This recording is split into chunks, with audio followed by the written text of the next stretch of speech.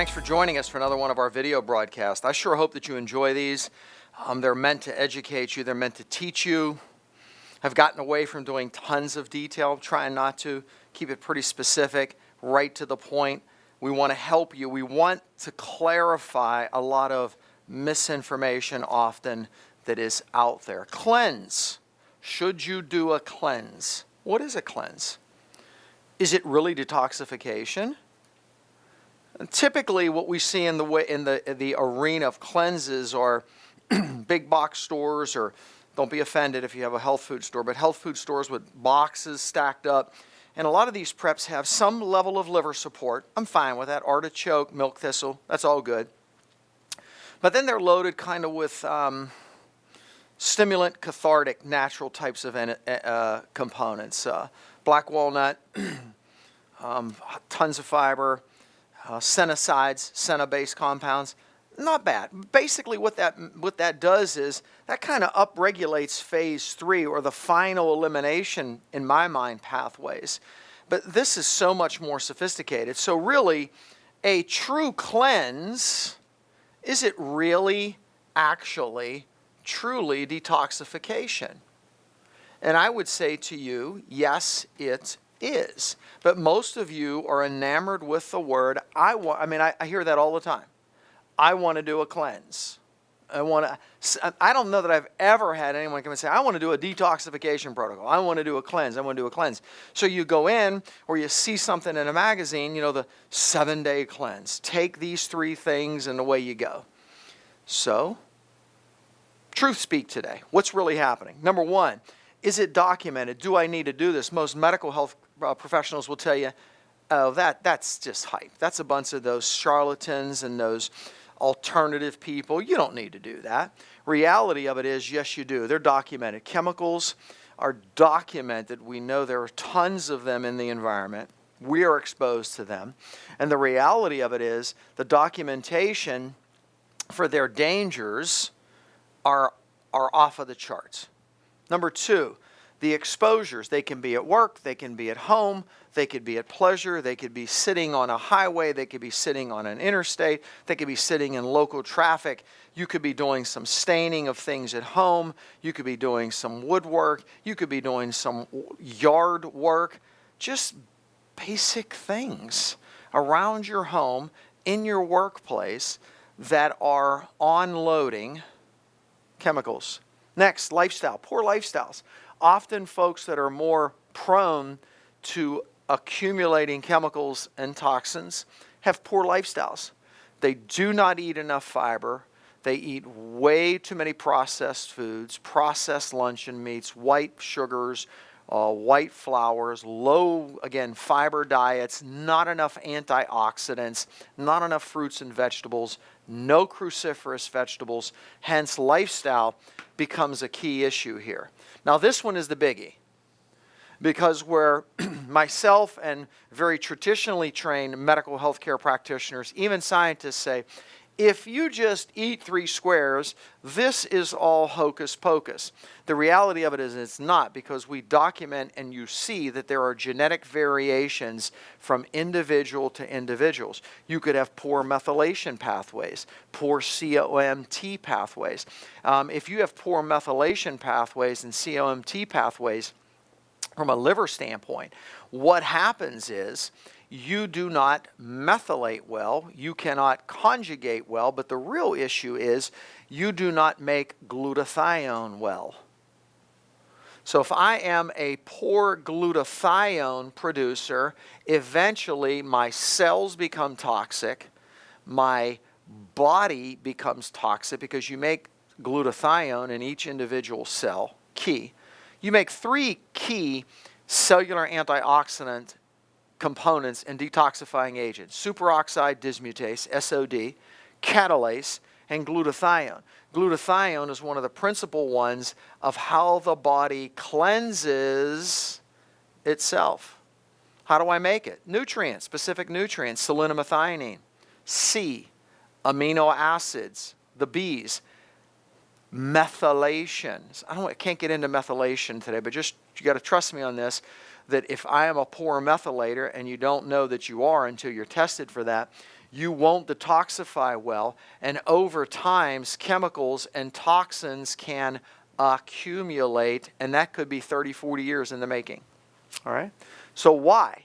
Is it documented? Do we have exposures? Do the lifestyles play? Are there genetic variations from individual to individual? Yes, there most certainly are. Symptoms. I mean, all over the board. Headaches, migraines, multiple chemical sensitivities, fibromyalgia. I think there's more to fibro, but this plays. Chronic fatigue syndrome can play into here. Food sensitivities, neuropathies. We've done some video broadcasts on peripheral neuropathies. These two tie together. A lot of folks with peripheral neuropathies, if you've ruled out the other issues such as diabetes and spinal compression and spinal stenosis, see your physician. You've got to think about detoxification. Okay? Overall poor sense of well-being for some folks. Some folks will just tell you, man, I don't know, I just don't feel good. Well, you know, you need to have a complete thyroid panel done. We've done video broadcasts on that. Look up our thyroid section. Maybe you need to have a urinary adrenal stress index done. Maybe your adrenals are blowing up. But if you have those checked and you've done some of these components, then I would redirect you to doing a cleanse. Why?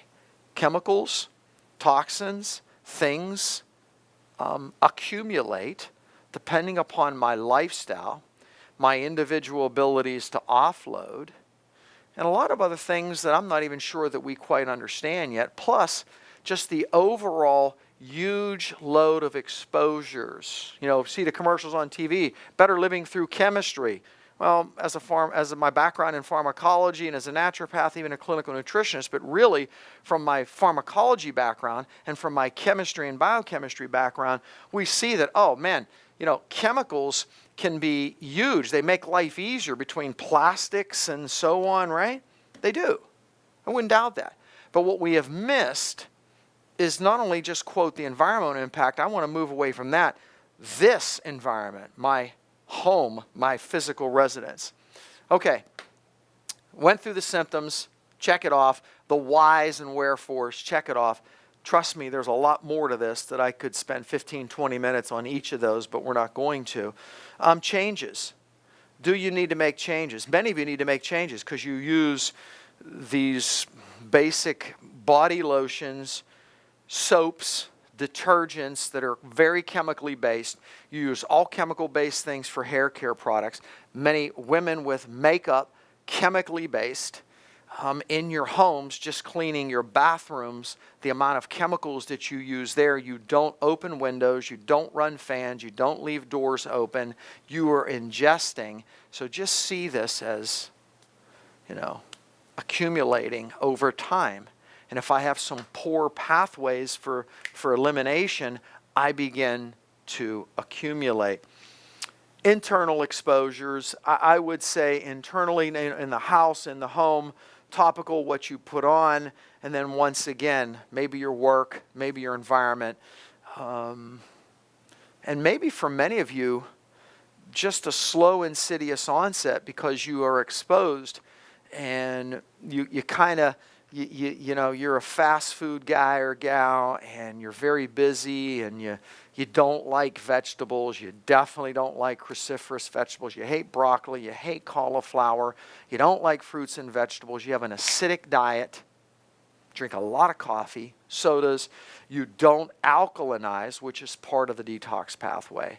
Slow, insidious process. All right? Sake of time, we're going to move on. What do I do? Again, is this really a cleanse or is it detoxification? I would say to you it's really detoxification, but the word and the terminology that many of you are enamored by is this one, the cleanse. Joe, I want to do a cleanse. All right, how do I cleanse? I'll use your terminology. How do I cleanse?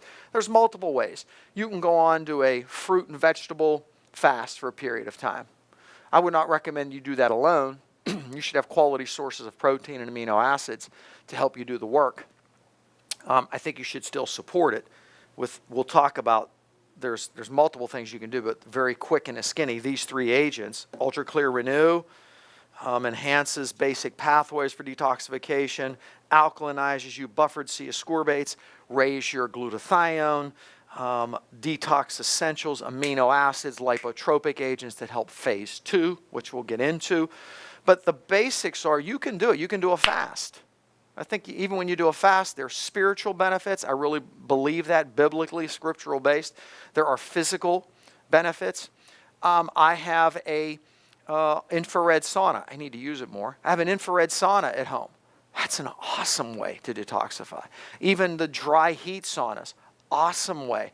Exercise, sweat. You will pour toxins and move toxins right through your skin. When you mobilize your oil and your fat cells and your oil glands, you begin to move toxins right through your skin.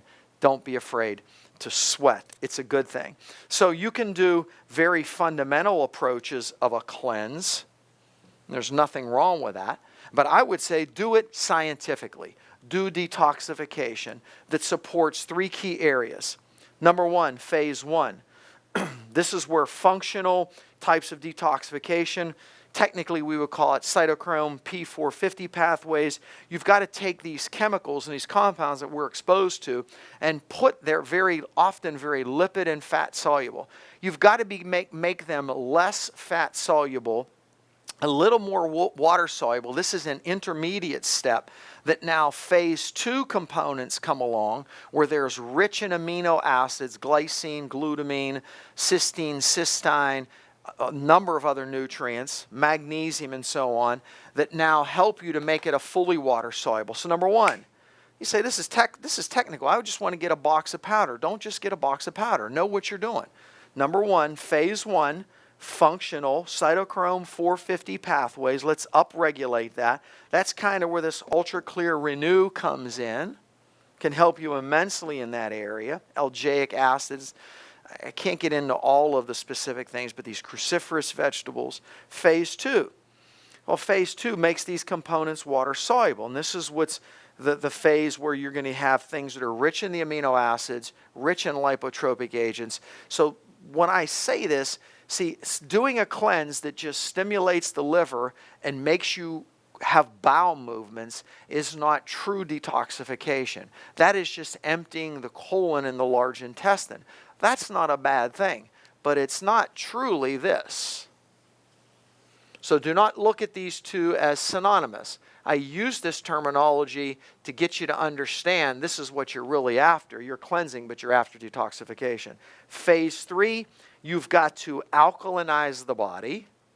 You've got to have plenty of good, I should have put probiotics here. You've got to have plenty of probiotics in the intestinal tract. You must have plenty of fiber through food sources of fiber, steel-cut oats, fruits, vegetables, so real fiber, plenty of probiotics, keep things moving, and then you will move them when you alkalinize through the vegetables, the minerals, and even Ultra Clear Renew helps you to alkalinize.